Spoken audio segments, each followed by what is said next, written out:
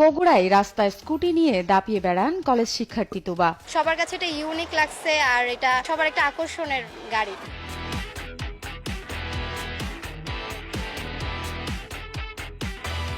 10 টাকার চার্জে 40 kilometre মাইলেজের scooter নিয়ে ঘুরে বেড়ান শহরের এক প্রান্ত থেকে আরেক প্রান্তে। 40 কিলোর মধ্যে যতটুকু জায়গায় যাওয়া যায় আমি সব জায়গায় যাই। বগুড়া সরকারি আজিজুল হক কলেজের 3য় বর্ষের শিক্ষার্থী তাওহিদা তাহসিন তুবা। সহজে বহনযোগ্য ও সাশ্রয়ী হওয়ায় ইলেকট্রিক স্কুটারকে নিজের বাহন হিসেবে বেছে নিয়েছেন তিনি। মোটরসাইকেল বা স্কুটি হলে তো এক জায়গায় রাখা লাগতো, এটা রাখা লাগে না। প্লাস হচ্ছে যে এটা আমি হাতে করে ফোল্ডিং করে নিয়ে যেখানে যাচ্ছি ওখানে রেখে দিই। স্কুটারটির সামনের চাকা একটু বড় হলেও পেছনের চাকাটি তুলনামূলক কিছুটা ছোট। দুই চাকার মাঝে থাকা পা রাখার জায়গায় দাঁড়িয়ে লম্বা হাতল দিয়ে নিয়ন্ত্রণ করা যায় স্কুটারটি। এটার নাম হচ্ছে ইলেকট্রিক স্কুটার, আর এটা শিখতে আমি একাই শিখছি। পিকআপ আর ব্রেকটা আগেই বুঝে নিছিলাম, তারপর আমি এটা নিজেই বাসায় একা একা প্র্যাকটিস করছি।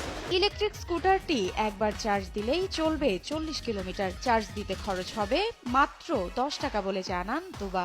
কারেন্ট বিলও অত খরচ হয় না, পুরো চার্জে সর্বোচ্চ 5 থেকে 10 টাকা খরচ হবে। পুরো চার্জ শেষ না করি তাহলে মনে করেন এইটা আমার ছোটখাটো জায়গায় প্রায় 7 দিন পর্যন্তও চলে যায়। 100 টাকার রিক্সা ভাড়ার দূরত্ব খুব সহজেই স্বল্প খরচে যাতায়াত করছেন তুবা। কলেজ শিক্ষার্থী তুবার ব্যতিক্রমী ইলেকট্রিক স্কুটারটি নজর কেড়েছে শহরের ছোট বড় সবার। আমি যদি মালতীনগর থেকে মাটিডালি আসতাম তাহলে আমার তাও 100 টাকা তো লাগতোই যাতায়াতে প্রায়, আর এইটাতে তো আমার কোনো টাকা যাচ্ছে না। সবার একটা আকর্ষণের গাড়ি। মেয়ে হয়ে স্কুটার চালালেও কখনো কটু কথা শুনতে হয়নি, এমনকি বিব্রতকর অবস্থায় পড়তে হয়নি বলে জানান তুবা। সত্যি কথা বলতে এইটা দিয়ে কেউ অন্য চোখে কখনো দেখেনি। যদি এখানে হয়তো বা সাইকেল থাকতো তাইলে হয়তো বা দেখতো বা দুই একটা ব্যাড কমেন্টস করতো, কিন্তু এইটাতে কোনো ব্যাড কমেন্টস আমি শুনিনি।